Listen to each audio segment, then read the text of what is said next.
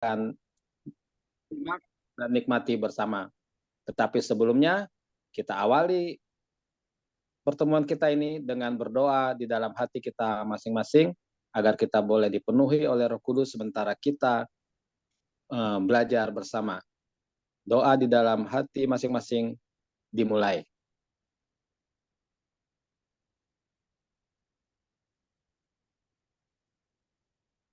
Amin. Ada sebuah renungan yang patut kita renungkan. Ketika semua mengatakan hal yang sama dapat melelehkan emas. Demikian judul dari renungan tersebut.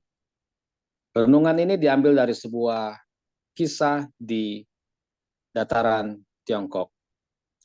Seorang yang bernama Zheng Shen yang hidup di tahun 505 sampai 435 sebelum Masehi, lebih dikenal sebagai Guru Zheng. Ya, dia adalah seorang filsuf Tiongkok dan murid terpintar dari Konfusius. Dia berumur 46 tahun lebih muda dari Konfusius. Ketika dia berumur 16 tahun, dia dikirim oleh ayahnya untuk belajar di bawah bimbingan Konfusius. Penganut Konghucu kemudian menganggapnya sebagai murid paling senior.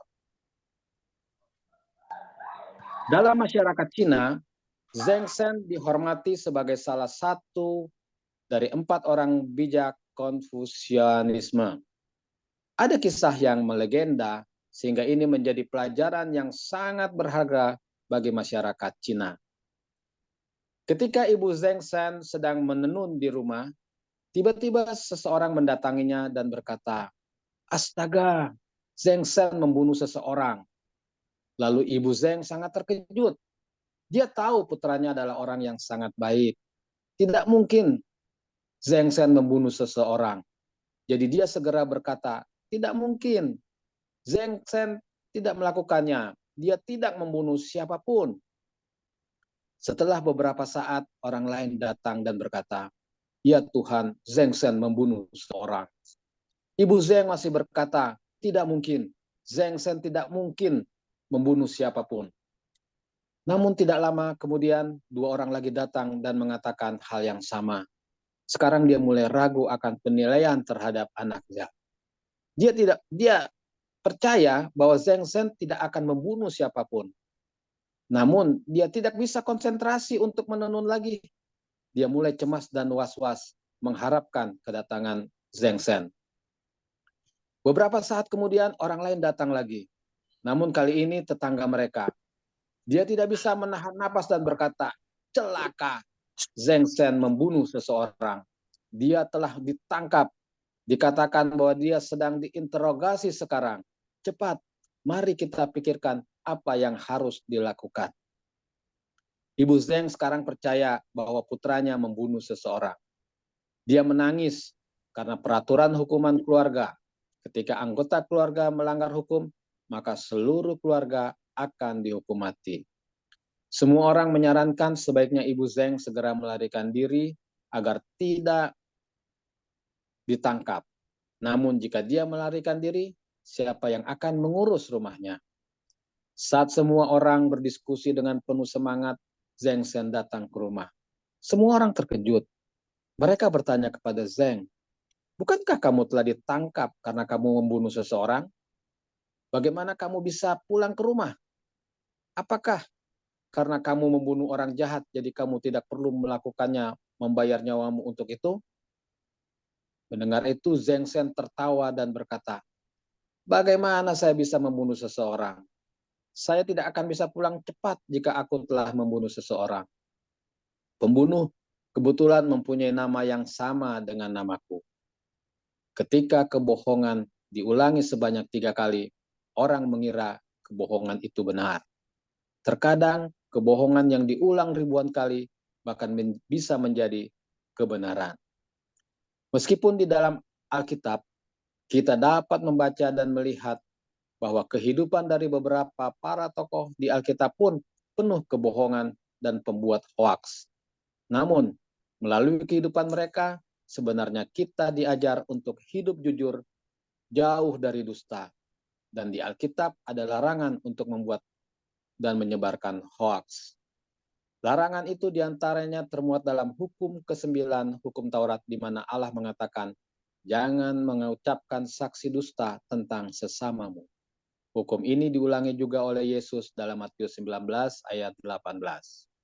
Firman Tuhan dalam Efesus 4 ayat 25 berkata, karena itu buanglah dusta dan berkatalah benar, seseorang kepada yang lain, karena kita adalah sesama anggota. Juga di dalam Kolose 3 ayat 9, janganlah kamu saling mendustai, karena kamu telah menanggalkan manusia lama serta kelakuannya. Untuk itu sudah sepantasnya kita selaku anak-anak Allah, maka haruslah bertindak seperti Allah dengan tidak menyebarkan apalagi membuat hoaks. Karena Allah tidak berdusta dan tidak mungkin berdusta. Titus 1 ayat 2. Kita harus menjadi sumber kebenaran, karena Allah adalah kebenaran. Kita harus hidup dan memberitakan kebenaran, karena kebenaran itulah yang memerdekakan manusia. Jadi, perintahnya jelas, beritakan kebenaran dan stop hoax. Saya kutip satu ayat dari Quran Al-Hujurat ayat 6. Wahai orang-orang yang beriman, apabila datang kepada kalian orang fasik dengan membawa berita, maka periksalah dahulu dengan teliti, agar kalian tidak menuduh suatu kaum dengan kebodohan, lalu kalian menyesal akibat perbuatan yang telah kalian lakukan. Kiranya Allah memberkati kita semua, dan kita lanjutkan dengan doa. Bagaimana kalau Mbak Biti memimpin kita dalam doa? Boleh Mbak Biti?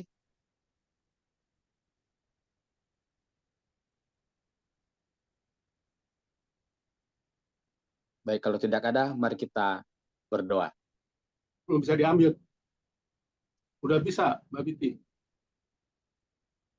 Ya, oke, baik. Oh ya, silakan Mbak Biti berdoa. Mari kita bersatu dalam doa. Tuhan Bapa yang surga, puji syukur kehadirat-Mu Tuhan. Terima kasih di malam yang indah ini.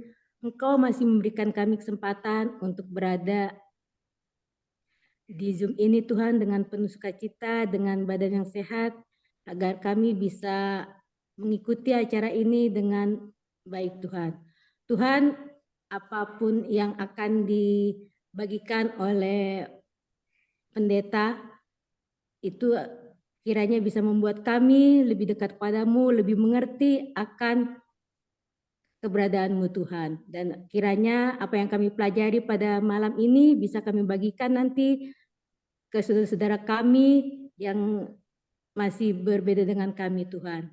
Terima kasih Tuhan, berkati acara ini dari awal, pertengahan hingga akhir. Dalam nama Yesus kami telah berdoa. Amin. Amin. Sebuah lagu pujian berjudul Selawat Badar oleh Putri Aryani. Selawat Badar adalah selawat atau doa yang berisi permohonan ampun, keselamatan, dan pertolongan dari seorang hamba kepada tuannya. Selawat ini digubah oleh salah seorang kiai Nahdlatul Ulama pada masa konfrontasi dengan PKI. Selawat ini memang diciptakan saat situasi genting, di mana terjadi konfrontasi keras di berbagai daerah antara umat Islam melawan PKI. Dalam hal ini, Nahdlatul Ulama berlawanan secara langsung karena kantong-kantong PKI banyak bertebaran dan bersinggungan dengan basis kelompok Nahdlatul Ulama. Syair lagu ini diawali dengan kata salatullah salamullah ala taha rasulillah, salatullah salamullah ala yasin habibillah, yang artinya rahmat dan kesehatan dan keselamatan Allah semoga tetap untuk Nabi utusan Allah, rahmat dan keselamatan Allah semoga tetap untuk Nabi Yasin kekasih Allah. Salawat ini terdiri dari 24 bait dengan 2 baris di setiap baitnya. Namun siapa sebenarnya pengarang Salawat Badar yang saat ini sudah menjadi Mars Nahdlatul Ulama? Salawat Badar dikarang oleh Kiai Haji Muhammad Ali Mansyur sekitar tahun 1960-an. Kiai Ali Mansyur memiliki garis keturunan berdarah ulama besar, dari ayah tersambung hingga Kiai Sidik Jember, sedangkan dari jalur ibu tersambung dengan Kiai Basyar seorang ulama di Tuban. Begitu diciptakan, salawat ini kemudian meledak dan begitu populer. Salawat ini cepat menyebar ke berbagai wilayah untuk menandingi lagu propaganda PKI Genjer-Genjer. Bila melihat isi salawatnya, maka tak bisa lepas dari kondisi zaman saat itu. Banyak rakyat yang susah mencari makan karena perang sesama anak bangsa. Dalam keputusan Muktamar ke-28 Nahdlatul Ulama di Krapyak, Yogyakarta, salawat Badar dikukuhkan menjadi Mars Nahdlatul Ulama. Keputusan ini ditegaskan kembali oleh Kiai Haji Abdul Rahman Wahid atau Gus Dur saat menjabat Ketua Pengurus Besar Nahdlatul Ulama. Isi syair lagu salawat Badar, rahmat dan keselamatan Allah semoga tetap untuk Nabi utusan Allah. Rahmat dan keselamatan Allah semoga tetap untuk Nabi Yasin, kekasih Allah. Kami berwasilah dengan berkah basmalah dan dengan Nabi yang menunaikan lagi utusan Allah. Dan seluruh orang yang berjuang karena Allah, karena berkahnya Ali Badar ya Allah. Ya Allah, semoga Engkau menyelamatkan umat dari bencana dan siksa, dan dari susah dan kesulitan, karena berkahnya ahli Badar ya Allah. Ya Allah, semoga Engkau selamatkan kami dari segala yang menyakitkan, dan semoga Engkau menjauhkan dari berbagai tipu daya musuh-musuh, dan semoga Engkau mengasihi kami karena berkahnya ahli Badar ya Allah. Ya Allah, semoga Engkau menjauhkan beberapa kesusahan dari orang-orang yang bermaksiat dan membuat kerusakan, dan semoga Engkau menghilangkan semua bencana dan wabah penyakit karena berkahnya ahli Badar ya Allah. Maka sudah banyak rahmat yang telah sampai dan sudah banyak kenistaan yang dihilangkan. Dan sudah banyak dari nikmat yang telah sampai karena berkahnya ahli Badar ya Allah.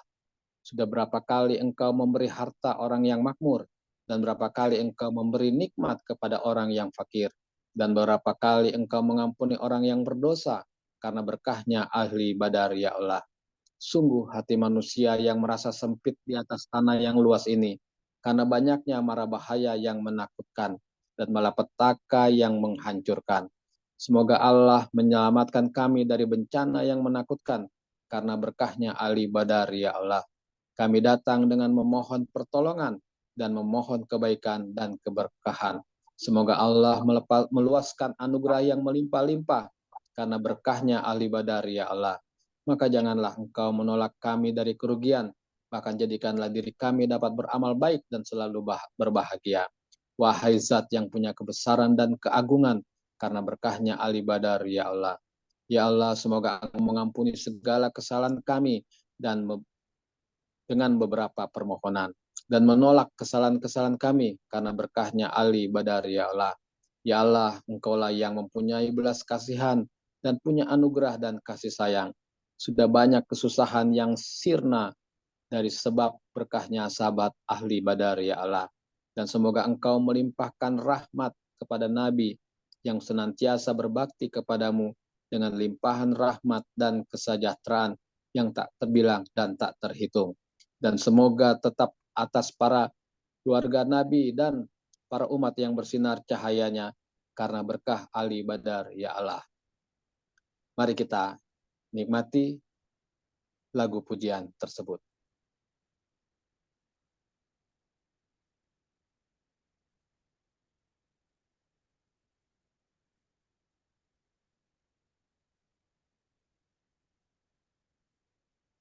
Kategor lagunya.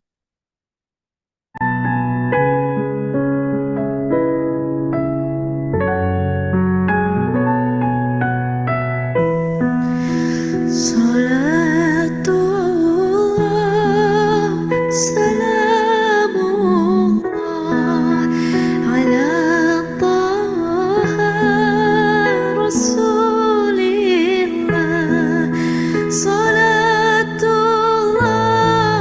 salam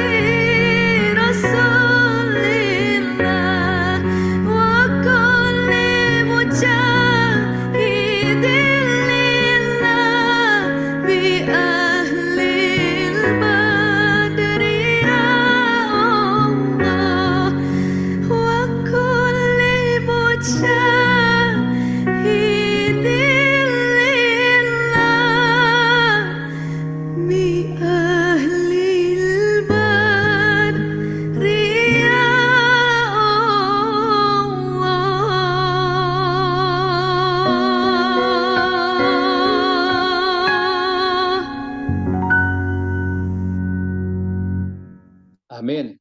Amin. Amin. Pengkajian firman dan Islamologi malam hari ini berjudul Menguak Rahasia Ilahi dalam Ayat Kursi. Sebuah pembahasan yang terkait dengan kebesaran Allah dalam pandangan agama semawi. Untuk selengkapnya, mari kita sediakan waktu dan hati kita untuk mendengarkan pencerahan yang akan disampaikan oleh Bapak Pendeta Daniel Sutami. Silakan kepada Bapak Pendeta Daniel Sutami, waktu dan layar kami persilahkan. Baik, terima kasih Pak Iman. Assalamualaikum warahmatullahi wabarakatuh. Waalaikumsalam. Waalaikumsalam. Bismillahirrahmanirrahim. Alhamdulillahirabbil alamin. Asyhadu an la ilaha illallah wa asyhadu anna al-masihu isa ruhullah wa kalimatuh rahmatan minallah jiham fid dunya wal akhirah wa tabihu inna hadza siratum mustaqim. Qala lahu Isa annahu wat-tariq annahu wal-haqqa annahu wal-hayyah la yaqdiru ahadun ayatiya ilal abi ila bi wasitati. Sadaqallahul azim.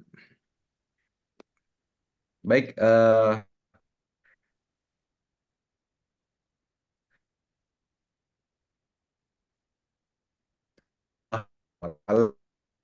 surga yang penuh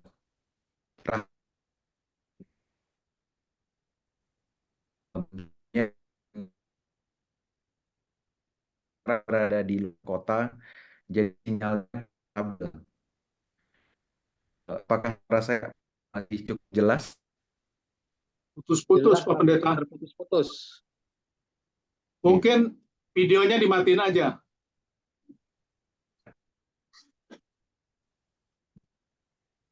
Iya, saya lagi ada di Tongging, Oh, jadi pantesan. sinyalnya. Videonya dimatiin aja, Pak Pendeta. Jadi bandwidth-nya lebih rendah. Oh, putus dia ya?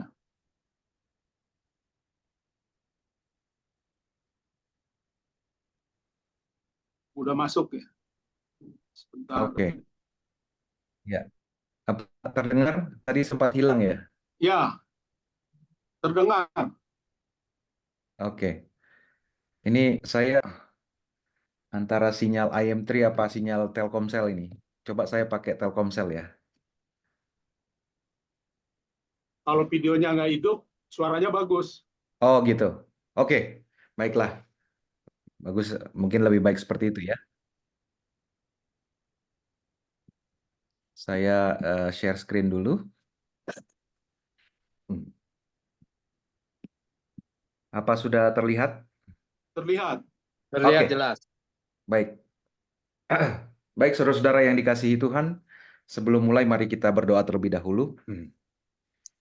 Bismillahirrahmanirrahim. Ya Allah, ya Tuhan kami, Allah yang baik, Allah yang Maha Pengasih, Maha Penyayang, kami puji dan muliakan Engkau ya Tuhan dalam setiap helaan nafas kami. Meskipun kedagingan kami lemah ya Tuhan, seringkali kami membelakangi Engkau, memusuhi Engkau, namun Engkau tahu hati kami ya Tuhan, senantiasa rindu untuk mendekat padamu. Pada malam hari ini ya Tuhan, kami semua berkumpul untuk sejenak bersama-sama mendengar kepingan-kepingan kebenaran Tuhan yang mungkin sedang dititipkan kepada kami, dan sekiranya itu kurang sempurna ya Tuhan, ampunilah kami. Inilah ikhtiar kami sebagai manusia yang terbatas untuk mengenal Engkau. Bantulah hamba-Mu yang akan berbicara, begitu pula sahabat-sahabat hamba yang hadir, untuk juga mendapatkan roh yang sama, sehingga pembahasan malam hari ini boleh menjadi berkat bagi kami, dan menjadi kemuliaan bagi nama-Mu saja. Terpujilah Engkau ya Tuhan, kami berdoa dalam nama Isa Al-Masih, Juru Syafaat kami berdoa dan mengucap syukur. Amin. Amin. Baik. Baik, saudara-saudara, saya mau disclaimer sedikit. Jadi topik ini sebenarnya sudah lama saya pikirkan, tetapi saya belum pernah presentasikan ini di mana-mana karena saya merasa belum cukup kukuh gitu ya, belum cukup yakin. Tapi yang saya dapati ternyata eh, karena belum pernah disampaikan, jadi topiknya jadi kurang apa ya, mungkin mendapatkan tanggapan sehingga tidak bisa berkembang lebih jauh. Oleh karena itu, hari ini saya memberanikan diri untuk menyampaikan sesuatu yang sebenarnya masih masih ongoing ya, sesuatu yang saya masih mencari. Apakah benar seperti ini? Kira-kira begitu. Nah, itu makanya saya Tapi bilang, tapi judulnya menarik ini Pak Pendeta. ah, iya. Jadi ya saya selalu berusaha mencoba mencari benang merah, saudara, antara Alkitab dan Al-Quran. Karena saya percaya eh, kalau saya meyakini bahwa sumbernya berasal dari sumber yang sama, yaitu Tuhan, maka harusnya pekabarannya itu terhubung.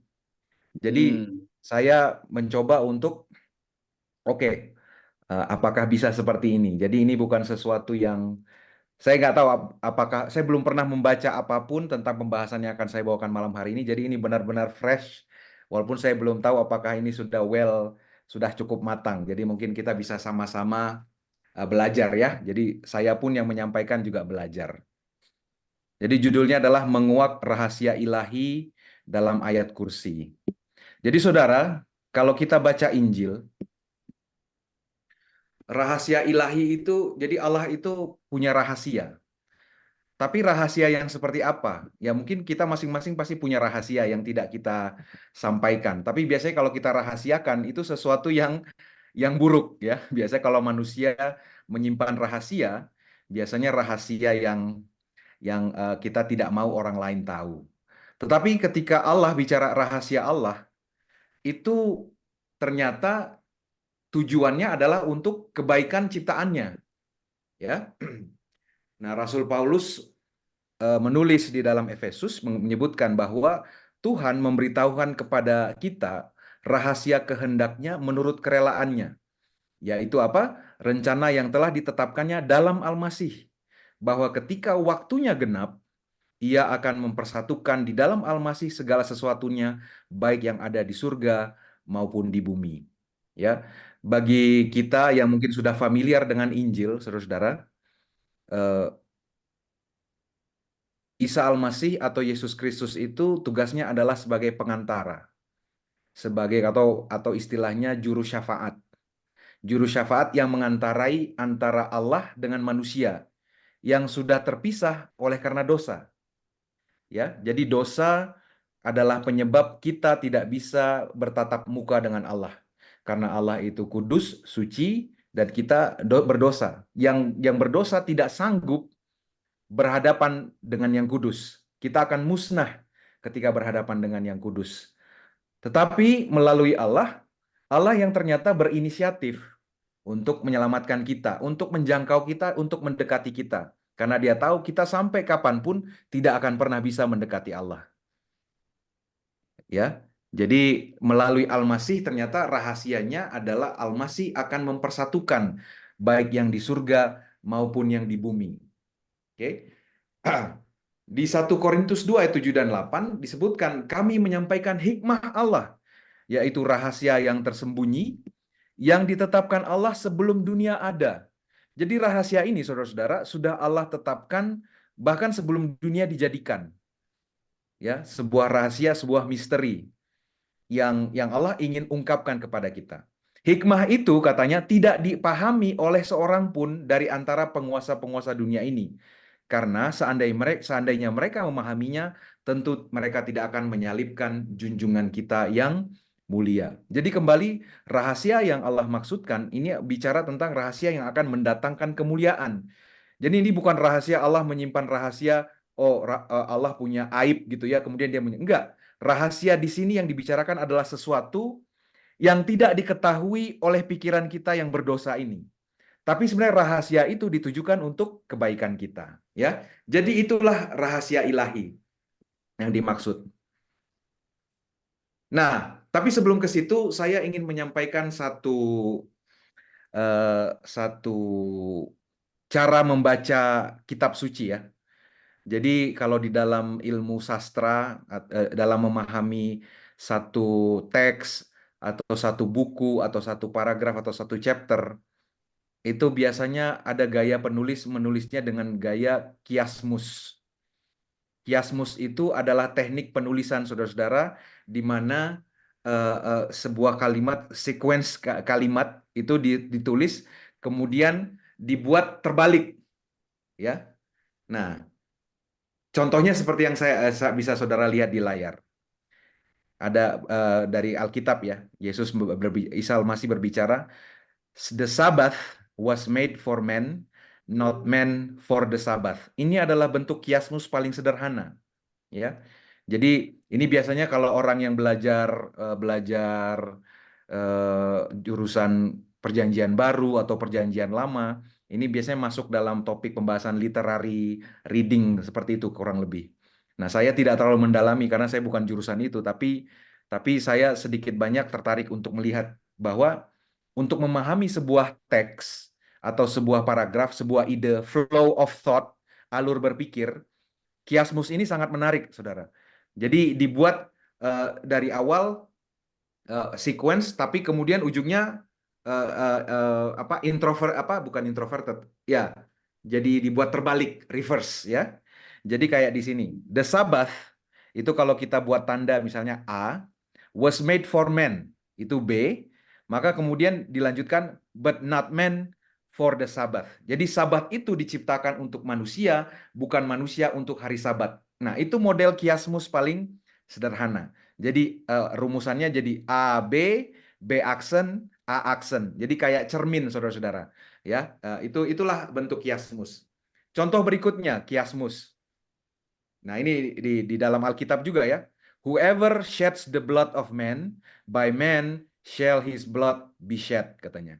Jadi, whoever shed, siapa saja yang menumpahkan, itu kita buat A, darah itu B, manusia itu C, lalu oleh manusia, by man, C aksen, shall his blood, B aksen, be shed. Jadi ini adalah satu gaya bahasa, saudara-saudara, sehingga kita boleh menangkap maksud atau tujuan dari satu pernyataan, satu kalimat. Ya. Contoh yang lain, yang lebih kompleks. Nah, but the hour comes, katanya, akan tiba waktunya, dan sekaranglah itu, when the true worshippers, para penyembah-penyembah yang sejati, shall worship, akan menyembah Bapa, the Father, in spirit and in truth. Itu kita buat A. For the Father seeks such to worship him. Karena Bapa mencari penyembah-penyembah yang seperti itu untuk menyembah dia.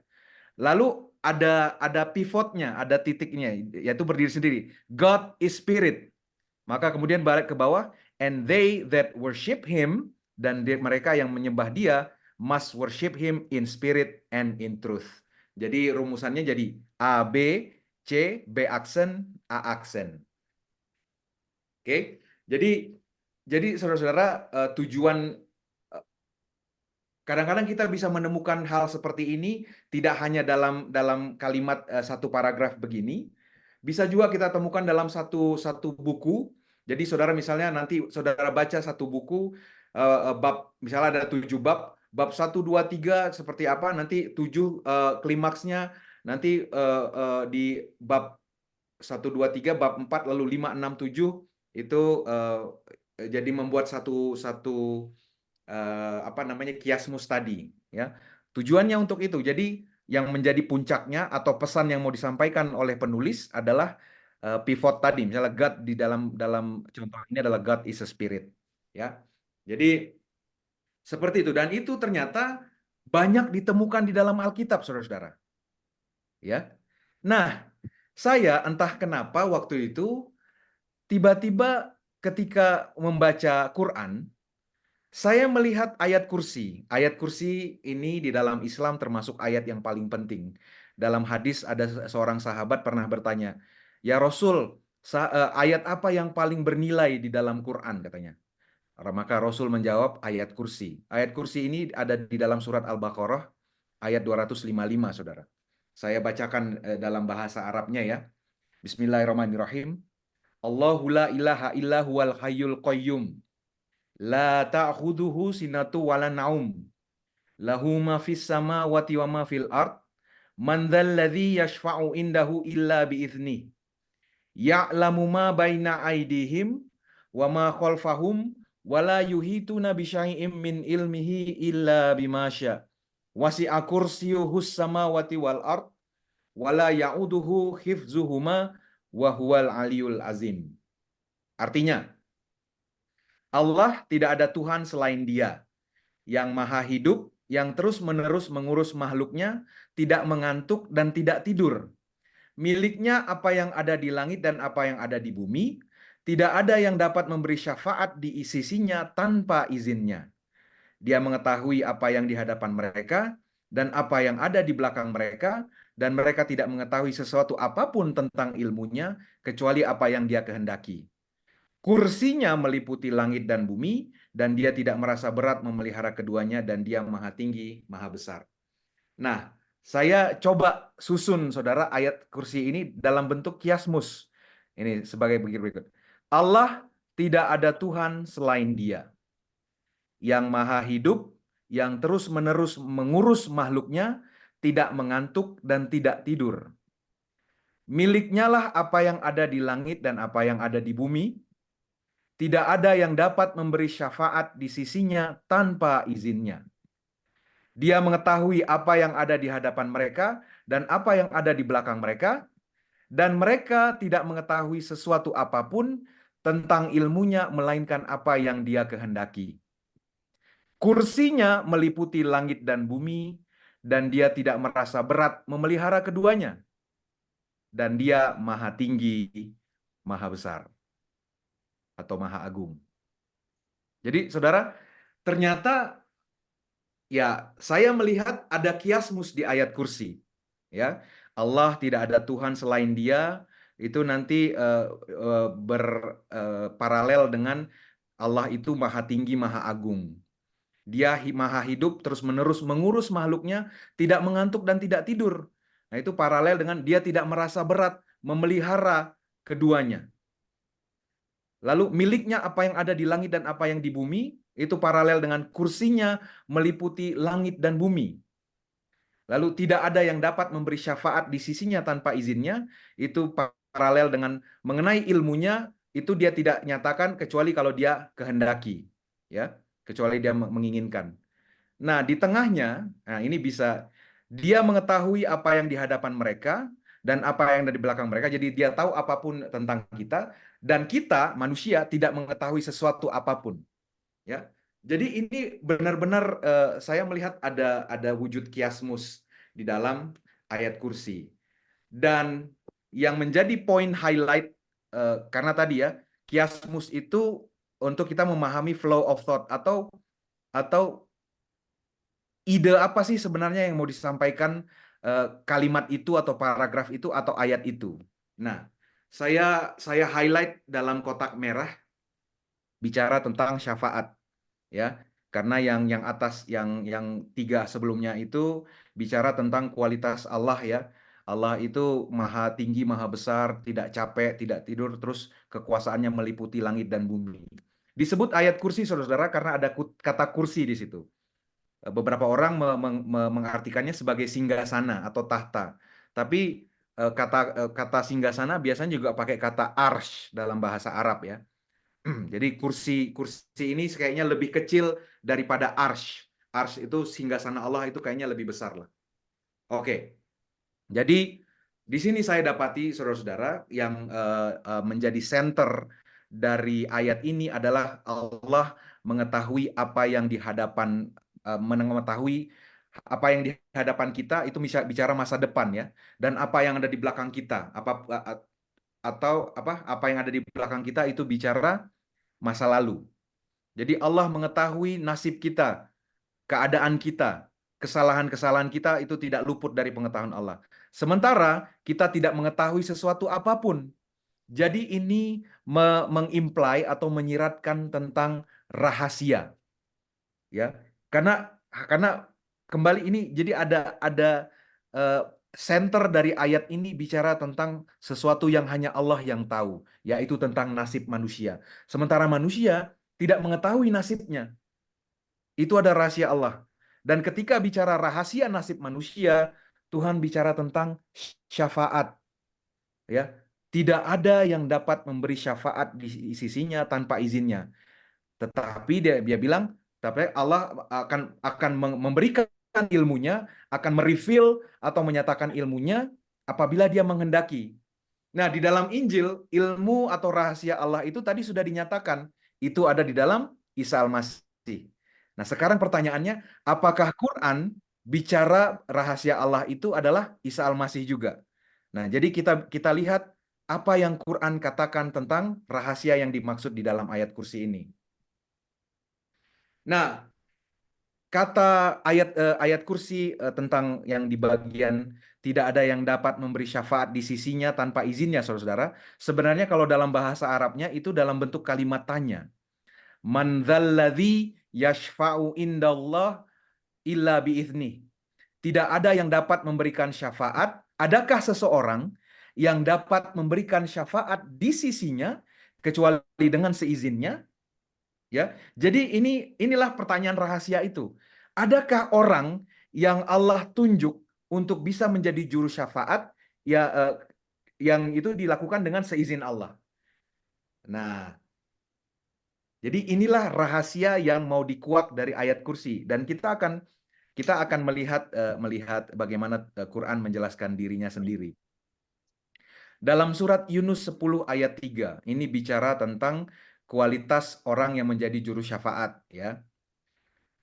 Ayat Yunus 10 ayat 3 berkata, sesungguhnya Tuhan kamu, dialah Allah yang menciptakan langit dan bumi dalam 6 masa, kemudian dia bersemayam di atas arsy untuk mengatur segala urusan. Tidak ada yang dapat memberi syafaat kecuali setelah izinnya. Itulah Allah Tuhanmu, maka sembahlah dia. Apakah kamu tidak mengambil pelajaran? Nah, saya mungkin saudara pernah saya sampaikan, saya pernah menerjemahkan sebuah Quran yang ayat-ayatnya itu memiliki referensi ke ayat Alkitab, Taurat, Zabur, dan Injil. Saya menyebutnya sebagai versi Quran Al-Islah. Di situ terjemahannya agak sedikit berbeda, ya.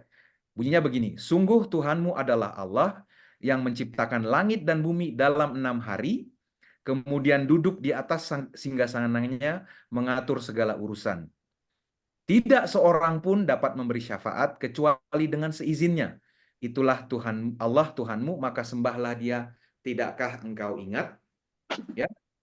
Jadi yang saya highlight di sini adalah bahwa tidak ada yang dapat memberi syafaat kecuali atas izin Allah. Jadi untuk bisa memberikan syafaat, requirement-nya, persyaratannya adalah harus diizinkan oleh Allah. Nah, di surat Saba, surat 34 ayat 23. Dan syafaat atau pertolongan di sisinya hanya berguna bagi orang yang telah diizinkannya memperoleh syafaat itu. Oke? Perhatikan ya. Sehingga apabila telah dihilangkan ketakutan dari hati mereka, mereka berkata, apakah yang telah difirmankan oleh Tuhanmu? Mereka menjawab, perkataan yang benar. Dan dialah yang maha tinggi, maha besar. Nah, di Quran Al-Islah, saya menerjemahkannya seperti ini. Karena ini sesuai dengan bahasa Arabnya.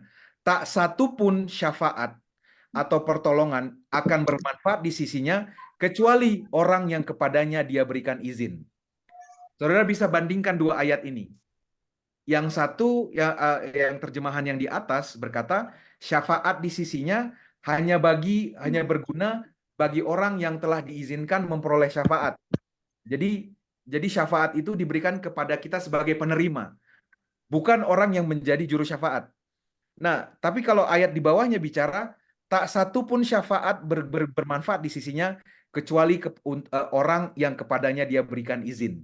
Jadi ini bicara kepada Allah memberikan delegasi tugas pengantaraan atau tugas juru syafaat itu kepada seseorang. Oke? Ya. Yang atas bicara kita, Allah tidak akan memberikan syafaat kecuali kepada orang yang Allah izinkan untuk mendapat syafaat itu. Jadi kita dalam hal ini sebagai penerima. Tetapi ayat di bawahnya bicara tentang Allah memberikan wewenang untuk menjadi juru syafaat agar syafaat itu berguna, ya. Mudah-mudahan saudara bisa melihat perbedaannya. Di surat Toha ayat 109 juga begitu. Pada hari itu tidak berguna syafaat atau pertolongan, kecuali dari orang yang telah diberi izin oleh Tuhan yang Maha Pengasih dan dia ridhoi perkataannya. Ya, Al-Islam mirip juga. Pada hari itu syafaat tidak akan berguna kecuali dari dia yang memiliki izin dari yang Maha Pengasih dan yang perkataannya diridhoinya. Bahasa Arabnya yauma idzil tanfa'us syafa'atu illa man adzina lahu rahmanu wa radiyallahu qaula. Ya. Yang perkataannya radiyallahu qaula, perkataannya diridhoinya. Ini di surat Toha ayat 109 Saudara. Dan ternyata surat sorry. Oh ya. Jadi bicara syafaat itu harus dapat izin ya. Nah, di surat Ali Imran ayat 49, berapa kali Rasul Isa Al-Masih bicara tentang bahwa segala tanda yang dia lakukan, itu dia lakukan dengan seizin Allah. Dia menciptakan burung dari tanah liat, lalu dibuat seperti patung burung dengan izin Allah. Dia menghidupkan orang mati dengan izin Allah. Di surat Al-Maidah ayat 110 disebutkan, kalau Ali Imran 49 itu Isa yang ngomong, Al-Maidah 110 ini Allah yang ngomong. Wahai Isa putra Maryam, ketika engkau membentuk dari tanah berupa burung dengan izinku, lalu meniupnya menjadi seekor burung dengan izinku, ketika engkau menyembuhkan orang yang buta sejak lahir dan orang yang berpenyakit kusta dengan izinku, ketika engkau mengeluarkan orang mati dari kubur menjadi hidup dengan izinku. Jadi saudara, kita lihat di sini, relasi antara Allah dengan Isa Al-Masih itu sangat dekat. Pernyataan Isa dikonfirmasi oleh Allah bahwa ya, saya memberikan izin kepada Isa Al-Masih untuk melakukan semua itu. Saya baca semua kata izin, saudara, di dalam Al-Quran. Mungkin ada yang miss, nanti kalau ada yang bisa koreksi silakan. Hanya Isa Al-Masih yang secara relasional, ini pernyataannya ketika dengan seizin Allah, Allah bilang, iya itu atas izinku. Jadi apa yang Isa Al-Masih lakukan, itu disaksikan dan diperbolehkan oleh Allah, diizinkan Allah, atas seizin Allah. Jadi dia adalah figur yang paling sering mendapat izin dari Allah. Ini Quran yang bilang. Nah tadi juru syafaat itu dikatakan dia adalah orang yang akan Allah beri izin, saudara. Nah, tokoh yang paling sering dapat izin di dalam Quran itu Isa Al-Masih. Nabi Muhammad tidak ada, setahu saya dalam bacaan saya, kalau ada saudara yang tahu nanti silakan tambahkan atau koreksi saya.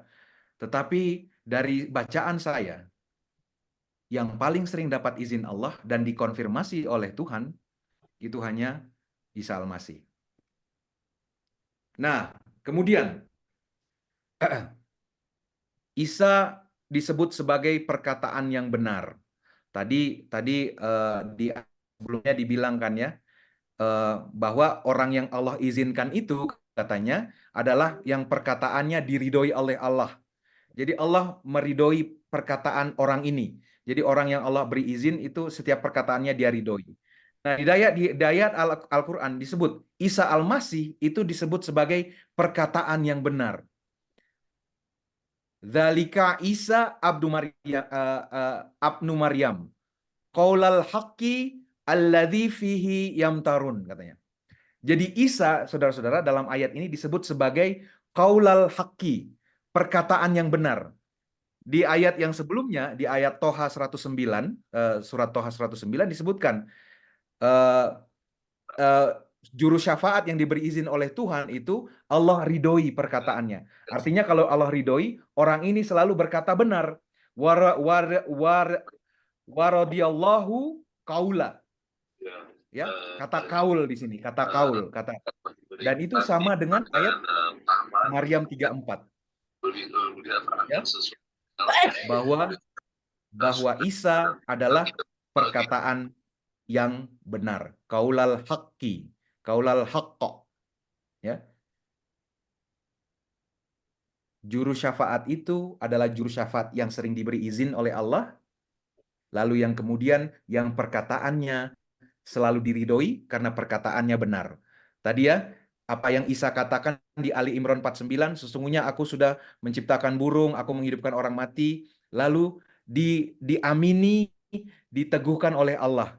Jadi Allah meridhoi perkataan-perkataan Isa, saudara. Ya, ini membuktikan bahwa sepertinya pertanyaan di surat ayat kursi tadi, adakah orang yang dapat memberikan syafaat di sisinya kecuali dengan seizinnya? Nah, ini sudah merujuk kepada satu orang. Nah, Az-Zukhruf ayat 86. Dan orang-orang yang menyeru kepada selain Allah tidak mendapat syafaat kecuali orang yang mengakui yang hak dan yang mereka meyakini. Nah, di terjemahan Al-Islah agak sedikit berbeda. Segala yang kepadanya mereka berdoa selain Dia tidak dapat memberi syafaat. Jadi siapapun yang kita anggap menjadi juru syafaat, mungkin kepada tokoh tertentu, bahwa oh nanti dia jadi juru syafaat kita. Itu katanya tidak dapat memberi syafaat kecuali dia yang memberi kesaksian mengenai kebenaran. Jadi yang dapat menjadi juru syafaat adalah orang yang menjadi saksi mengenai kebenaran. Dan ini sejalan dengan Injil Yahya. Ketika dia ditanya oleh siapa? Pilatus. Sabda Isa, engkau mengatakannya bahwa aku adalah seorang raja. Itulah sebabnya aku lahir dan itulah sebabnya aku datang ke dalam dunia, yaitu supaya aku memberi kesaksian mengenai kebenaran. Siapa berasal dari kebenaran, ia akan mendengarkan suaraku. Jadi juru syafaat yang ditunjuk ini, saudara, akan menyaksikan kebenaran. Pernyataan-pernyataannya ada memberikan kesaksian mengenai kebenaran. Bahkan dia itulah kebenaran. Tadi ayat yang saya baca di depan, ana huwal haqqo, ana huwa thoriq, ana huwal haqqo, ana huwal hayah, akulah jalan, akulah kebenaran, dan akulah kehidupan. Ya. Jadi dari sini identitas juru syafaat itu, kalau kita baca Quran, lalu nanti dikonfirmasi dalam Injil, itu semakin mengerucut kepada satu orang, yaitu Isa Al-Masih. Nah, sebagai penutup, ini ada Injil Timoteus atau Timotius ya. Disebutkan di sini, hal yang demikian itu baik dan berkenan kepada Allah, penyelamat kita. Jadi juru selamat itu, saudara, adalah Allah, ya. Dan Ia menghendaki supaya semua orang memperoleh keselamatan. Ingat ya tadi di ayat kursi Allah punya ilmu yang Dia kehendaki untuk yang tidak akan Dia sampaikan kecuali Dia kehendaki. Dan apa ilmu yang Dia ingin sampaikan itu? Supaya semua orang memperoleh keselamatan serta dapat mengenal kebenaran. Jadi rahasia Allah, saudara-saudara, adalah Dia ingin menyelamatkan kita. Nah, ini semua orang tidak banyak yang tahu. Semua orang berprasangka buruk sama Tuhan. Ya. Tapi melalui Isa Al-Masih dinyatakan bahwa Allah itu kerinduannya, inisiatifnya adalah menyelamatkan kita. Sebab hanya ada satu Allah dan hanya ada satu pengantara atau juru syafaat antara Allah dan manusia, yaitu manusia Isa Al-Masih. Dalam Injil bahasa Arab, menarik nih, ketika saya baca Injil bahasa Arab, La ilaha illallah, ini Injil 1 Timotius 2 ayat 5 ya. La ilaha illallah. Jadi saudara kalau bilang la ilaha illallah itu hanya milik Islam, salah. Semua agama, dari agama Yahudi, agama Nasrani, itu syahadatnya sama, la ilaha illallah. Tiada Tuhan selain Allah. Wala syafi'a bainahu wa bainan nas ilal insanu al-masihu Isa, katanya. Jadi hanya ada satu Allah, tiada Tuhan selain Allah, dan hanya ada satu pengantara, wa syafi'au bainahu, antara Allah, wa bainan nas, antara Allah dan manusia, yang akan mendamaikan Allah dan manusia. Siapa dia? Ilal insanul masihu Isa. Dia adalah manusia Isa Al-Masih. Jadi saudara, dari sini saya kemudian tiba pada kesimpulan rahasia ilahi yang dimaksud dalam ayat kursi ketika dia bertanya, man dzalladzi yashfa'u indahu illa bi'idznih, adakah orang yang dapat menjadi juru syafaat dengan seizin Allah? Itu dijawab di dalam Injil, sudah terjawab dalam Injil. Dan Al-Quran juga menyokongnya dan mendukungnya, bahwa juru syafaat yang dimaksud adalah Isa Al-Masih. Demikian yang boleh saya sampaikan pembahasan malam hari ini. Ya, saya mohon maaf karena ini masih under construction, mungkin masih ada bolong di sana-sini, tetapi saya melihat ada benang merah di dalam ayat kursi yang bisa menuntun kita untuk mengetahui rahasia ilahi itu. Tuhan berkati. Amin. Terima kasih Pak Pendeta Daniel Sutami. Saya percaya sedikit banyaknya ini memberikan pencerahan kepada kita semua yang mendengarkan dari pencerahan daripada Pak Pendeta. Namun saya percaya juga tidak sedikit pertanyaan akan muncul dari setelah mendengar pencerahan ini. Lalu sebelum kita mendengarkan pencerahan tanya jawab, kita akan mendengarkan sebuah lagu pujian yang berjudul Maka Jiwaku Pun Memujimu, yang dinyanyikan oleh Glorious Worship Tim Jabodetabek.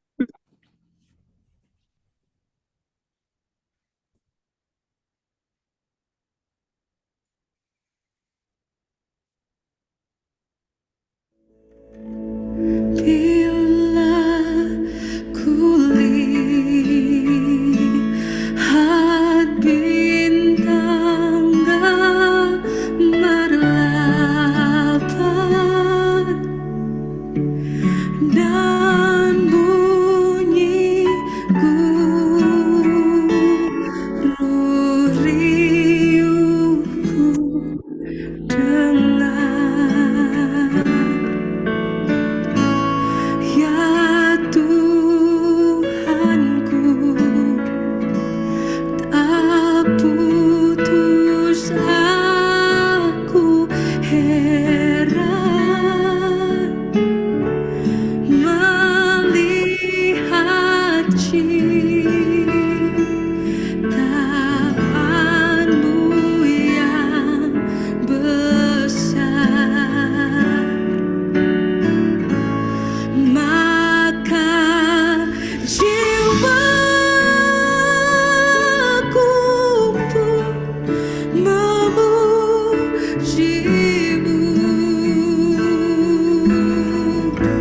Sungguh besar Kau Allahku. Maka jiwaku pun memujimu.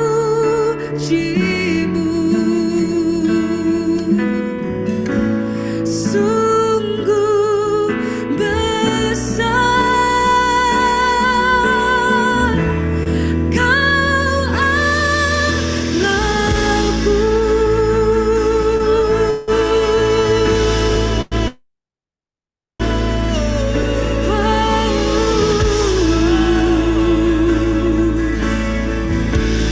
Ya Tuhanku,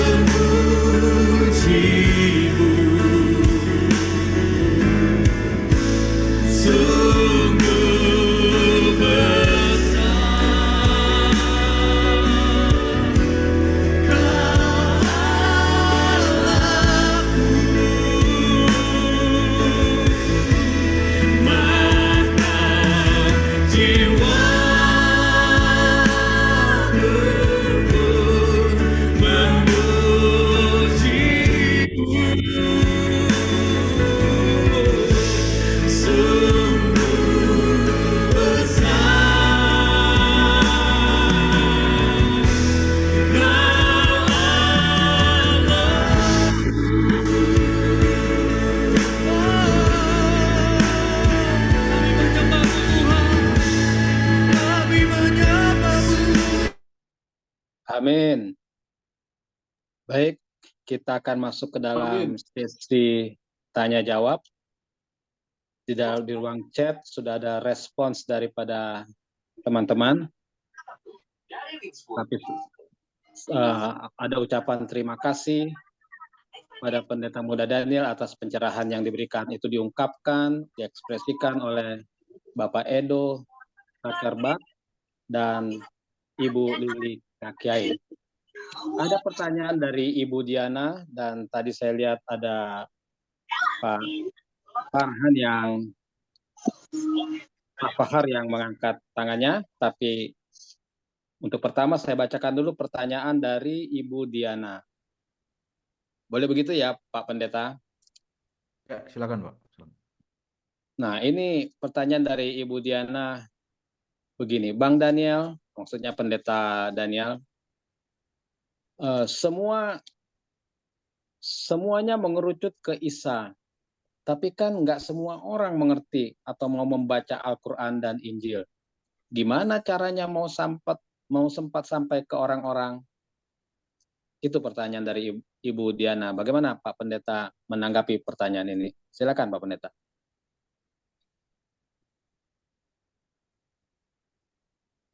Jadi memang orang-orang tidak semua punya interest ya untuk mengetahui sebenarnya Allah itu bagaimana sih, nasib saya seperti apa sih. Banyak orang jalannya bagaimana adanya, pokoknya sukses dalam kehidupan dunia. Ya soal akhirat nantilah kalau agak tuaan gitu ya. Dan itu adalah sikap yang lumrah. Nah, cuman kita percaya saja Allah saat ini sedang bekerja memanggil semua orang, dan kita yang yakin juga punya hati untuk belajar firman baik dari Al-Quran maupun dari Alkitab untuk bisa menjadi saksi bagi mereka ketika mereka mencari. Banyak kok orang yang pasti gelisah. Jadi jangan kalau tidak perlu pesimis melihat oh gimana, nggak semua orang ya memang yang banyak yang kan itu kata tuh. Banyak kok yang Allah pasti sudah bekerja, Tuhan itu sudah bekerja.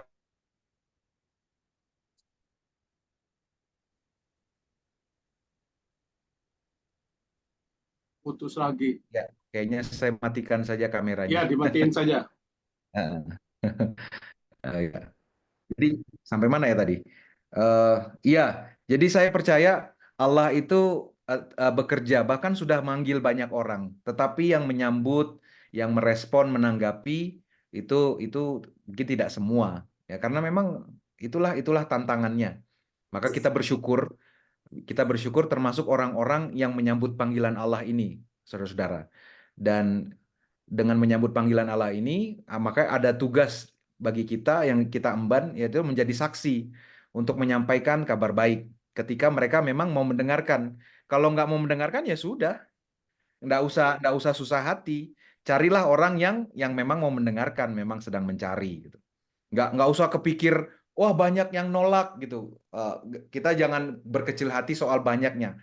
Di antara yang banyak itu pasti ada, dari 10 pasti ada satu yang menyambut panggilan Allah. Dan ketika dia terpanggil, maka bersiaplah kita menjadi orang yang menjadi rekan sekerja Allah. Siapa tahu orang itu ditujukan kepada kita. Maka doa kita setiap hari, Tuhan tolong tunjukkan kepada saya orang yang sedang mencari, orang yang sedang lapar dan haus akan kebenaran gitu. Jadi tidak perlu pesimis mengenai oh gimana ini sampai kemana. Percayalah Tuhan itu bekerja jauh lebih cepat daripada kita. Kita mikir oh harus buat video YouTube dan lain-lain. Roh Tuhan itu bekerja menyelusup masuk ke dalam masjid, masuk ke dalam pesantren, melalui mimpi dan lain-lain untuk menyampaikan rahasia ini. Begitu. Baik, terima kasih Pak Pendeta. Bagaimana Ibu Diana? Mudah-mudahan bisa menjawab pertanyaan Ibu ya. Jadi nggak usah khawatir. Kalau kita bersyukur, kita akan ceritakan. Ya, Sama kayak kalau orang senang makan durian atau mangga, begitu senang, dia akan ceritakan, ini loh enak duriannya, ini loh enak mangganya. Apalagi kalau kita sudah Amin. dapat keselamatan dari Tuhan, pasti kita akan ceritakan. Amin. Kita beri kesempatan kepada Pak Fahar yang sudah mengangkat tangan, sudah pegel tangannya diangkat. Silakan Pak Fahar diturunkan tangannya dan Iya, sampaikan pertanyaan Anda. iya, shalom, selamat malam. Malam Pak Fahar. Begini, Pak Pendeta Sutami saya seperti ngelihat si mukanya kayak Ustadz Abdul Somad. Cuman yang dengan gaya yang lebih kalem gitu loh. Oh Jadi gitu saya ya. mungkin mudah-mudahan saya termasuk satu dari 10 orang yang ingin mendengarkan panggilan Tuhan. Gitu ya. Amin. Amin. Itu Amin. saya setiap diundang, saya diundang nih. Kalau nggak diundang kan saya nggak tahu. Saya ikut. Amin. Jadi saya, Iya. saya menginginkan kita mencari kebenaran, bukan pembenaran, bukan menang kalah. Betul. Kebenaran Betul, kan. betul. Iya, jadi nggak perlu kita ribut-ribut. Cuman begini loh, Pak Brother Sutami, saya melihat belakangan ini kan ribut tuh di YouTube segala macam, bahwa dibilang agama nabi-nabi yang diajarkan oleh sebelumnya itu adalah Islam, dia bilang.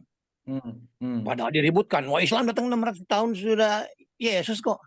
Sebenarnya bukan Ya. itu yang saya dapat. Agama yang diajarkan oleh nabi-nabi sebelumnya, siapapun nabi itu adalah mengajarkan Tuhan yang Maha Esa.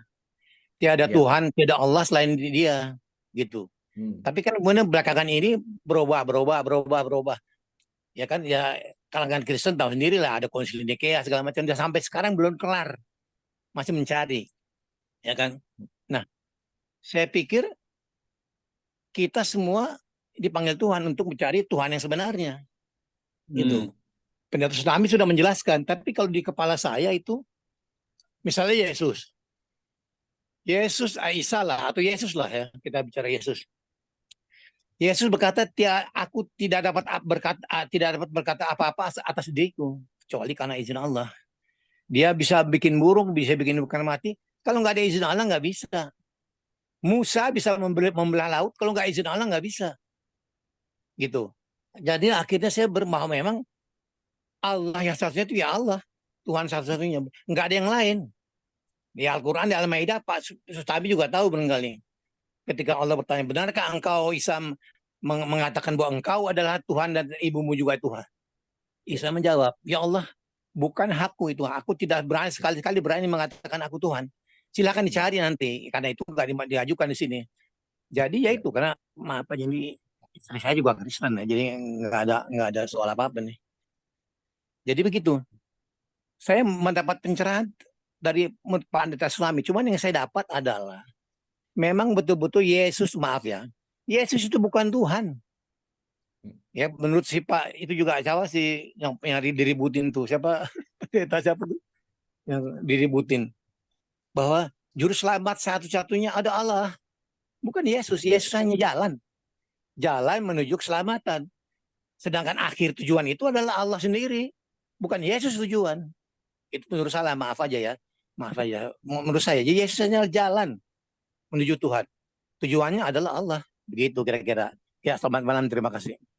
Oke, terima kasih Pak Fahar atas pandangan atau pemahaman yang sudah dibagikan kepada kita pada malam ini. Bagaimana tanggapan Pak Pendeta? Silakan Pak Pendeta. Ya, terima kasih Pak Fahar. Bagus sekali ininya. Ya, dan saya bersyukur Pak Fahar selalu seperti tadi disebutkan menyambut panggilan Allah. Ya, kalau misalnya ada pertemuan rutin hadir dan juga rajin mendengarkan dan tanggapan ya. Ya, jadi benar memang tempatnya adalah Allah ya. Tetapi memang kalau kita baca dalam Injil proses penyelamatan itu ada didelegasikan ya, ditunjuk ya, jadi yang menjadi juru syafaat untuk menjadi pengantara. Kenapa perlu pengantara? Karena ini karena dosa tadi kan saya sudah sebutkan antara Allah dengan manusia itu gak terpisah. Jadi manusia tidak bisa mendekati Allah karena sampai kapanpun kita ini nggak punya jalan untuk menjangkau ke Allah. Yang bisa dilakukan adalah Allah yang menjangkau manusia. Nah, itulah yang dilakukan oleh pribadi Isa Al-Masih. Nah, di dalam Injil Isa Al-Masih itu kan sebenarnya Isa Al-Masih itu mungkin perlu diluruskan, bukan didaulat menjadi Allah tadi melalui konsili dan lain-lain segala macam. Isa Al-Masih itu nature kealahannya berasal dari asal usulnya dalam kapasitasnya sebagai firman, ya. Nah, menurut beberapa orang, firman Allah itu tidak terpisah dari Allah. Karena Allah kan selalu berfirman. Jadi firman adalah bagian dari Allah. Nah, itulah asal usulnya kenapa Isa Al-Masih dianggap sebagai Tuhan. Jadi bukan, tapi setelah ketika dia mau menyelamatkan manusia, ditunjuk oleh Allah untuk menyelamatkan manusia, dia menanggalkan kealahannya dan menjadi manusia. Itu di Filipi 2 ya. Dia merendahkan dirinya, bahkan mengambil rupa seperti kita menjadi seorang hamba.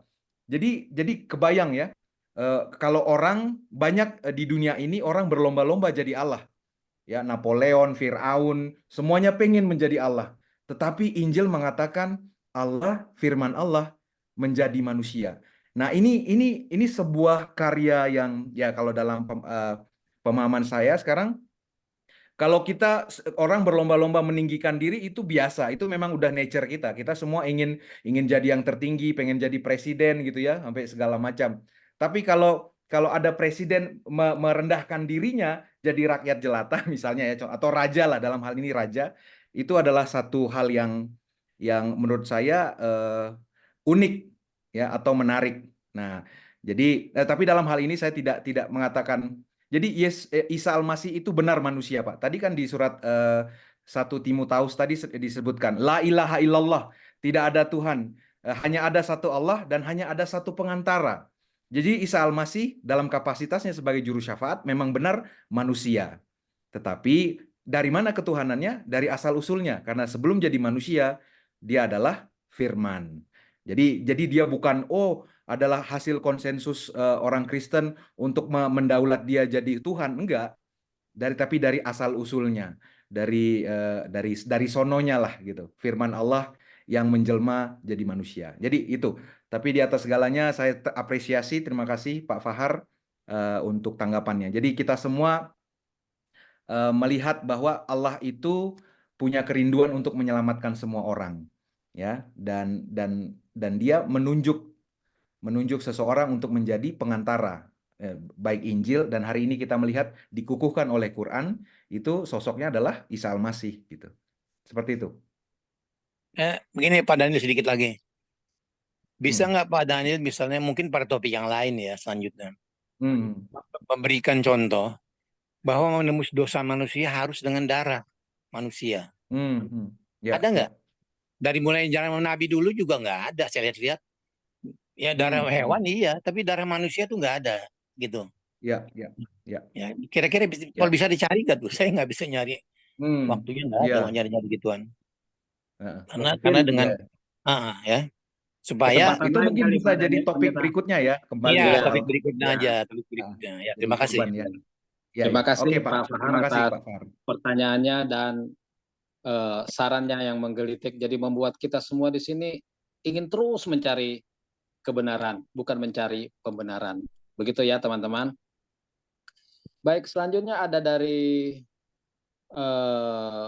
Pak Edo Takerbak. Izin bertanya Pak Pendeta, bagaimana saudara kita Muslim dapat percaya kalau Isa Al-Masih adalah benar-benar Yesus, sedangkan yang mereka percaya bahwa yang dilahirkan di bawah pohon kurma oleh Maryam itu bukan Isa Al-Masih atau Yesus? Saya coba terangkan dari sisi kitab suci ke mereka, tapi mereka tidak mau percaya. Kira-kira itu bagaimana, Pendeta? Saat ini saya lagi diskusi dengan 3 sahabat Muslim. Diskusi kami adalah diskusi damai tentang menyamakan nilai kesamaan moral, baik dari Alkitab dan Al-Quran. Oke. Baik. Terima kasih Pak Edo. Jadi yang saya tangkap di sini orang Muslimnya yang nggak percaya Isa itu sama dengan Yesus ya, benar begitu ya? Kan biasanya yang jadi persoalan biasanya orang Kristennya yang nggak mau mengakui Yesus sama dengan Isa karena tadi ya persoalannya juga salah satunya ini soal dilahirkan di bawah pohon kurma. Jadi kalau kita baca teksnya di surat Maryam itu, Tidak ada cerita di situ Maryam melahirkan Isa di bawah pohon kurma. Yang ada Maryam sedang merasa kesakitan di bawah pohon kurma. Ya, jadi kan namanya peristiwa orang lagi mau menjelang lahiran itu kan nggak satu momen. Ya, mungkin jadi kalau kita bisa lihat ketika dalam perjalanan dia merasa kesakitan lalu bersandar di bawah pohon kurma kan gitu. Baru nanti melahirkannya di kandang domba. Atau kalau Pak Panggabean bilang siapa tahu pohon kurmanya dia di kandang dombanya di bawah pohon kurma. Jadi maksud saya kita tidak perlu mempersoalkan hal-hal yang sifatnya ya tidak terlalu penting seperti itu sih sebenarnya. Jadi ya karena di teks itu jelas ketika dia merasa kesakitan dia bersandar di bawah pohon kurma. Dia tidak melahirkan di bawah pohon kurma, ya. Jadi kita harus jujur sama teks gitu ya. Jadi kalau masih tetap jadi problem ya sudah mau gimana lagi. Tapi yang jelas kalau kita baca Quran Yusuf Ali itu Quran terjemahan bahasa Inggris.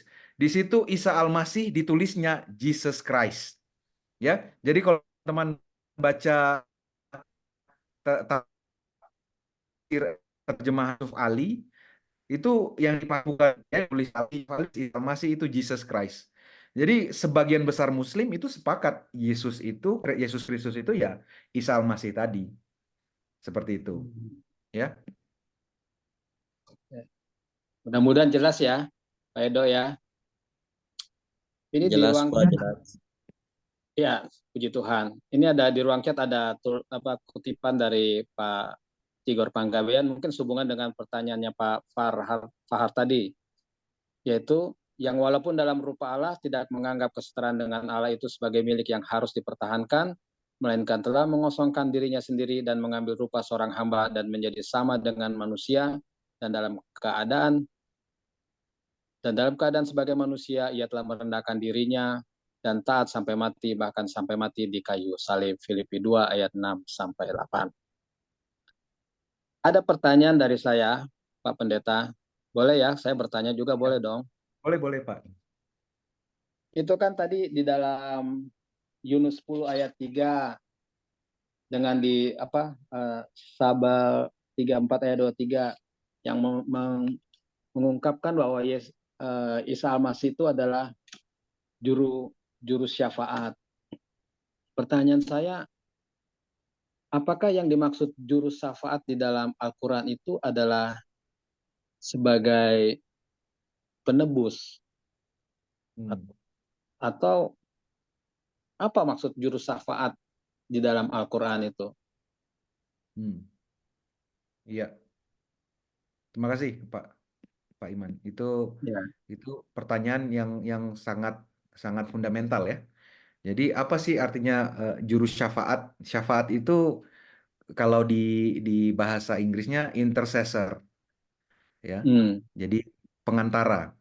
Jadi ada yang mengantarai. Untuk apa pengantara? Karena tadi ada konflik, ada permusuhan antara manusia dengan Allah. Oleh karena apa? Oleh karena dosa. Jadi butuh penengah, butuh juru damai. Ya. Nah, fungsinya juru damai tadi ada banyak. Kalau di dalam Injil juru damai Isa sebagai juru damai itu mulai dari sebagai penebus, ya dalam hal ini dia sebagai korban yang kemudian wafat di salib, lalu nanti ketika dia bangkit dan sekarang dia sedang melayani di surga sebagai pengantara di hadapan Allah. Lalu nanti dia jadi hakim, ya menjadi hakim di akhirat. Nah itu juga menjadi representasi Allah terhadap manusia. Jadi fungsi Isa itu sangat luar biasa. Jadi syafaat itu banyak fase-fasenya ya. Mulai dari sebagai korban pengganti, lalu nanti sebagai imam besar, sebagai yang menghadap Allah, nanti jadi sebagai hakim yang mewakili Allah, lalu juga sebagai saksi. Jadi semua fungsi-fungsi pengadilan itu semua diambil semua sama Isa Al-Masih. Nah, kita yang percaya ya ketika kita percaya ya udah tuh Isa Al-Masih yang akan dia hakimnya, dia juga saksinya, dia juga ini tebusannya. Ya, nah itulah fungsi syafaat kalau di dalam Injil. Nah, Al-Quran tidak mengcover itu kan secara detail, tapi ketika bicara syafaat, Al-Quran menunjuk satu orang, yaitu Isa Al-Masih juga. Begitu Pak, ini mungkin. Begitu ya. Ya. Artinya di dalam ayat kursi yang disebut juru syafaat itu belum secara clear sebagai jalan keselamatan, artinya juru syafaat itu. Syafaat itu pasti yang memberikan pertolongan pada hari kiamat gitu ya, yang memberikan. Jadi itu pasti bicara keselamatan kalau syafaat, gitu. Boleh lanjut ya Pak Pendeta. Tadi di bagian awal Pak Pendeta seperti apa ya, mengatakan ini baru pertama kali, sehingga ada kesan Pak Pendeta masih mau mencari pendalaman lebih lanjut. Apakah ini boleh saya mengerti bahwa di kalangan saudara-saudara kita sepupu, pencerahan seperti ini sebenarnya belum diakui gitu loh, belum diterima oleh mereka. Iya. Belum pastinya Pak. Oh gitu. Iya. Ya, tetapi ya saudara-saudara kita tahu bahwa ya juru selamat itu ya Allah sendiri. Tetapi tadi konsep bahwa ada penebus dan lain-lain ya tadi seperti yang disampaikan Pak Fahar ya itu belum bisa diterima.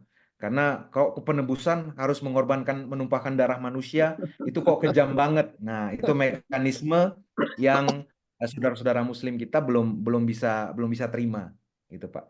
Tapi Gitu bahwa ya. Allah ingin menyelamatkan, sebenarnya saudara-saudara Muslim kita tahu, gitu. Allah itulah juru selamat kan. Iya. Jadi memang menarik juga itu usulannya Pak Fahar itu.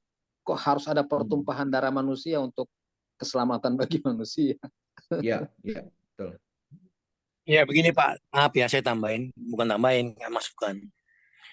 Kalau di dalam, saya kira Pak Sutami juga tahu di Pendeta. Dalam Islam itu tidak ada gitu-gituan. Yang ada kalau lo salah, ya taubat. Salah lagi, ya taubat lagi. Ya, begitu. Memang harus taubat karena kita nggak ada yang semua berdosa. Tapi Allah memberikan jalan melalui Muhammad. Kenapa sih Muhammad masih diturunin lagi? Buat apa? Karena sudah ada penyelewengan di dalam yang sebelumnya. Saya nggak mau nyinggung jauh-jauh, ya kan? Penyelewengan sebelumnya. Yahudi aja, saya baru tahu. Oh, rupanya Yahudi tuh gara-gara si Yosua Tebu. Yosua Tebu kan di YouTube dia bilang, siapa yang membela Palestina? Sana berangkat Palestina, berangkat aja Yosua Tebu. Saya buka-buka lagi, ternyata Yahudi tuh nggak percaya sama Kristen tuh.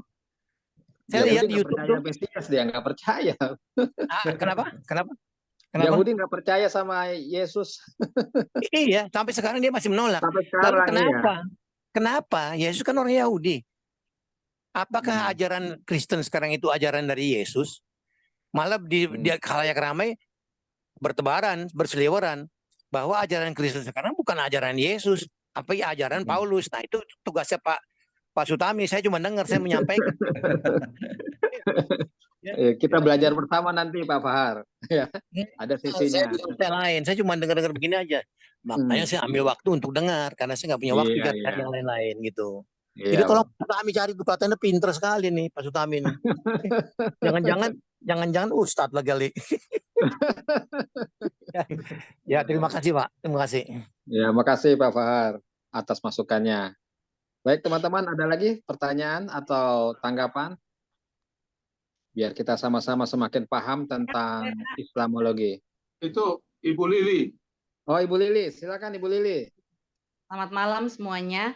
Ini saja lanjutan seperti tadi Pak Fahar ngomong ya, bahwa apa yang kita percayakan itu adalah kita percaya kepada Paulus. Nah, bukan saja Pak Fahar, tapi beberapa teman-teman Muslim yang belajar bersama-sama.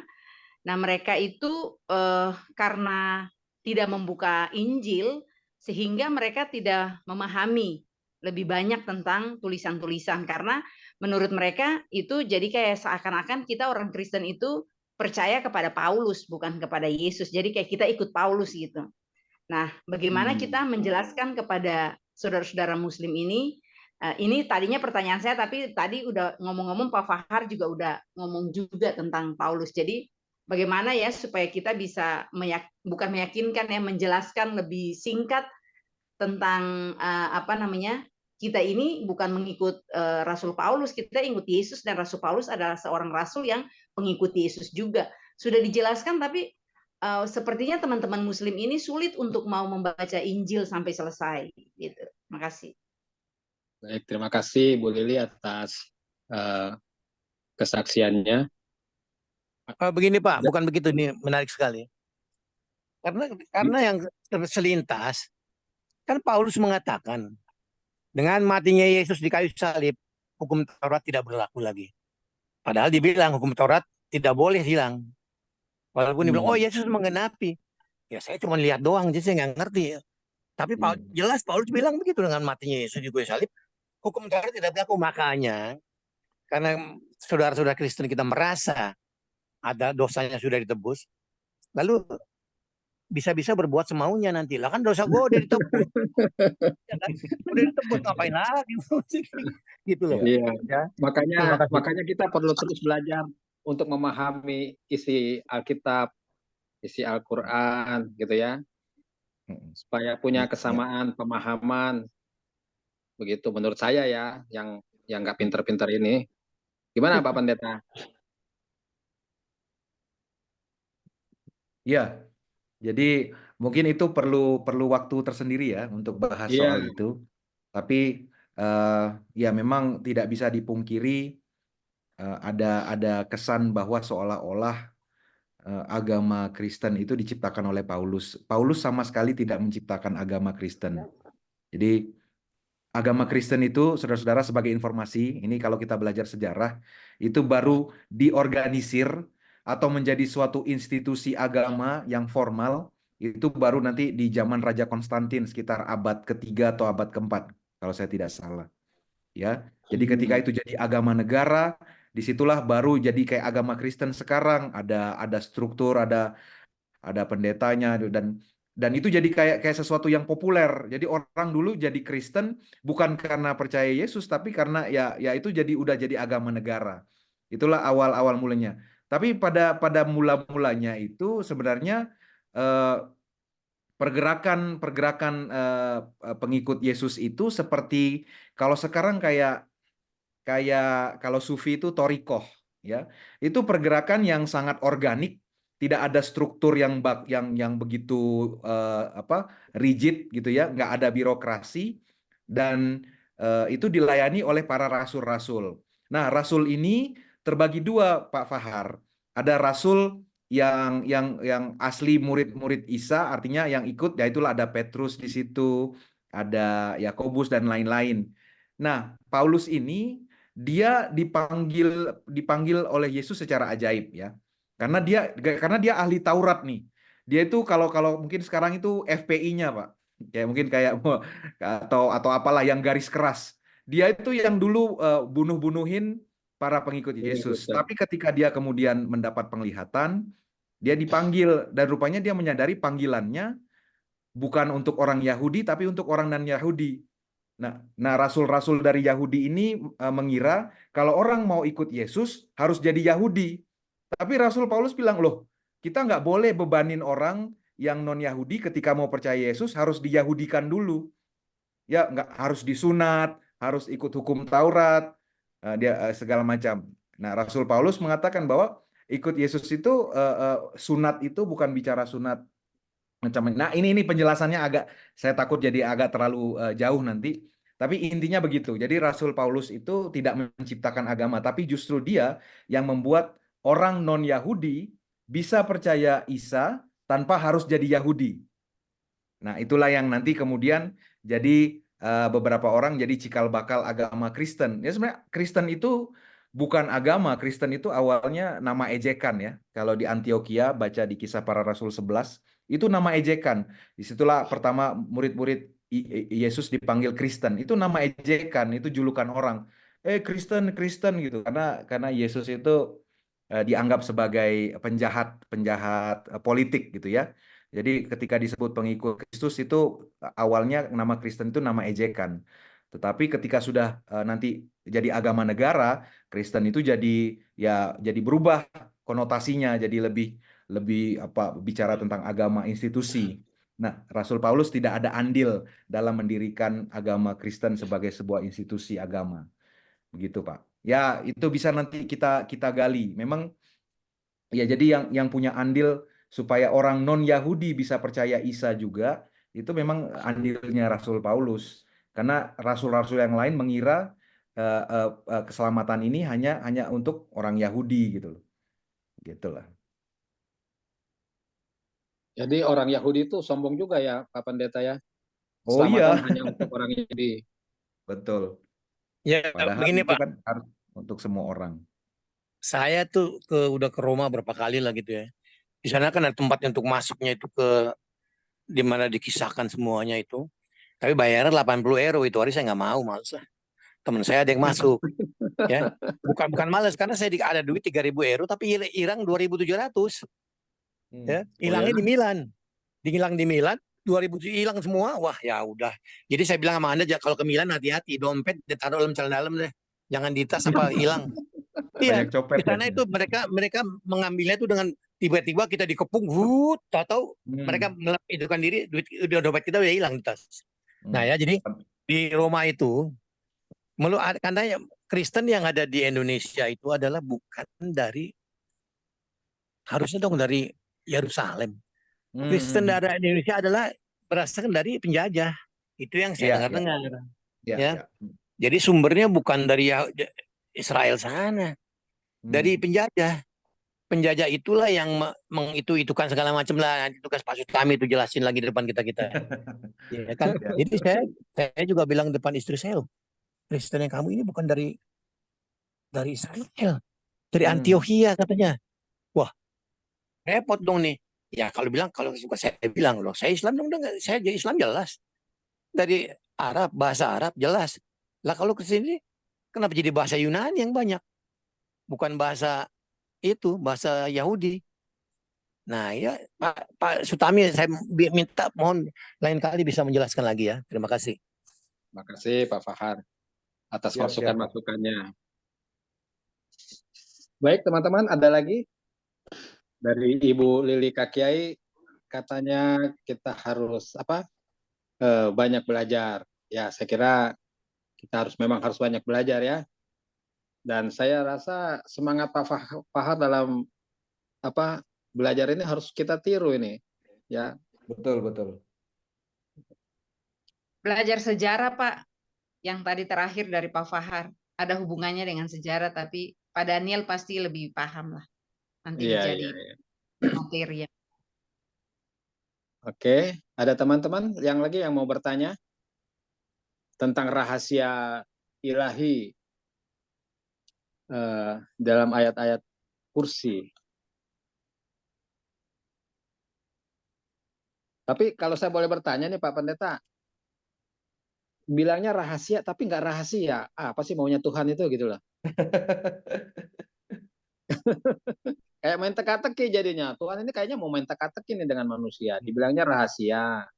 Tapi akhirnya kalau diteliti, diselidiki, nggak jadi rahasia.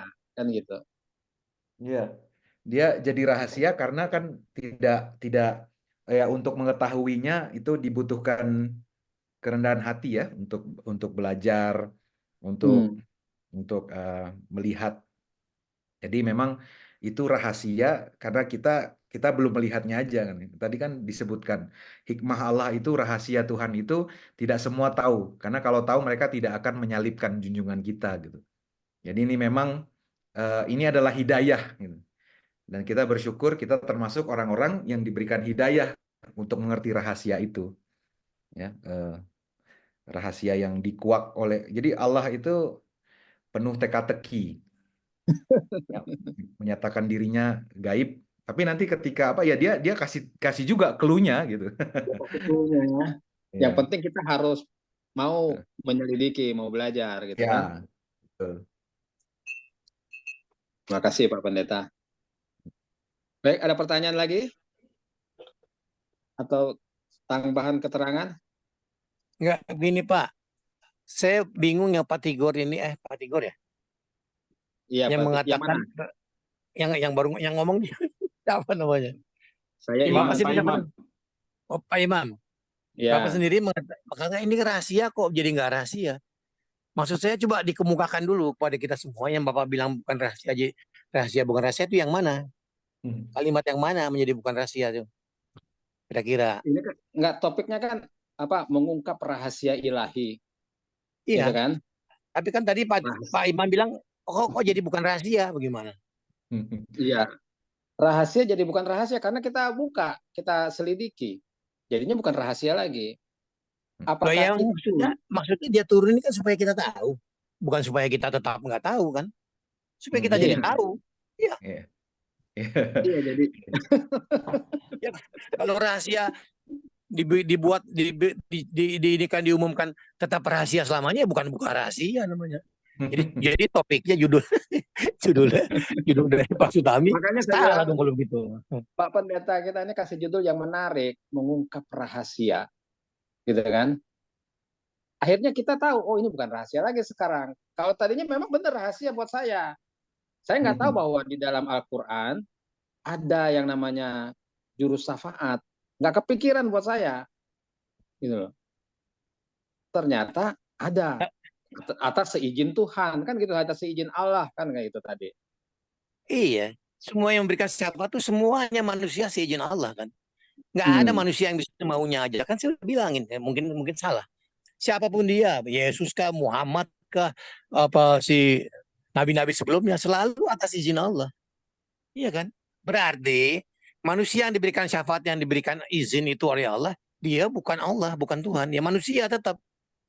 Gitu. Ya, dalam hal ini manusia gitu kan. Iya. Tetap manusia Yesus. Manusia Yesus. Iya. Tapi kan saudara kita Kristen Tuhan Yesus, ya saya bilang ya silakan aja. Buat saya Yesus tetap manusia, gitu loh. Ya. Iya. Ya, tambah menarik tambah malam. Nanti ada waktunya kita belajar lebih topik yang ke arah sana lagi nanti. Iya, undang saya terus deh. Kalau saya diundang saya pasti hadir. Iya. Pak Fahar, sekali-sekali ketemu dong Pak Fahar. Jangan nanti yuk ketarik lagi. Pak Fahar tinggal di mana Pak Fahar? Bayoran. Oh, ke Bayoran. WA saya tahu, Pak Lili Kaki Ali tahu. Pak Sutami juga sering saya WA. Iya tahu. Hari di WA sama Pak Fahar. Iya. Malah saya sering ledek-ledekan sama Pak Lili. Ya buat saya biasa aja. Tapi kan bukannya berarti kita maksudnya mau mencari musuh, bukan. Saya ledek-ledekan biasa. Iya. Mikir nggak kamu? Gitu ya, mikir. Otakmu waras nggak? Saya bilang. Ya itu kan biasa aja maksudnya. Gitu. Gitu, Oke. Pak. Oke, terima kasih Pak Fahar.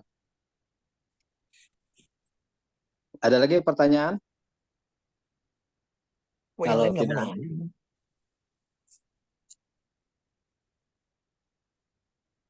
Kalau tidak ada pertanyaan lagi, ya kita akan sampai di sini saja ya. Boleh begitu Pak Tigor?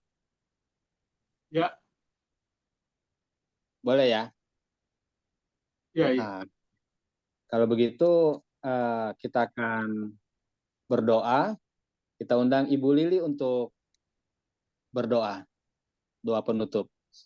Boleh begitu ya Bu Lili? Kami mohon dengan hormat, dengan penuh kerendahan hati untuk mengundang Ibu Lili untuk membawakan doa penutup.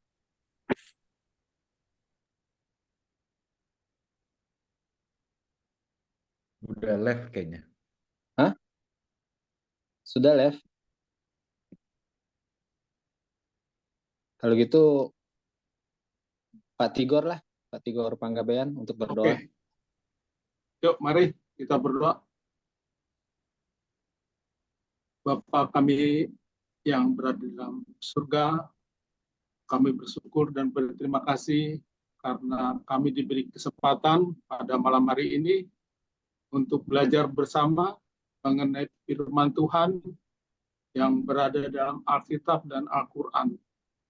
Biarlah ini semua menjadi kemuliaan bagi nama Tuhan, bukan untuk membanggakan diri sendiri, Ya, atau agama atau golongan sendiri. ya. Hanya kehendak Tuhan yang jadi. Biarlah kami dapat melanjutkan acara ini di hari-hari berikutnya. Amin. Di atas nama Isa yang menjadi Hakim yang adil di masa akhir nanti, kami berdoa. Amin. Amin. Amin. Amin. Baik, Amin. teman-teman, kita berterima kasih sama Pak Pendeta Daniel Sutami. Semoga di waktu-waktu yang akan datang masih bisa kembali memberikan pencerahan buat kita semua. Amin. Insyaallah. Jadi, Amin. atas nama tim Persaudaraan Umat Allah, kami ucapkan banyak terima kasih atas partisipasi rekan-rekan semua. Biarlah apa yang telah kita bahas dapat menambah pengetahuan kita dan menjadi kemuliaan Allah semata. Kiranya Tuhan memberkati kita semua. Sampai berjumpa di acara berikutnya. Amin. Terima kasih Baik, Pak Iman, terima Pak kasih. Tigor.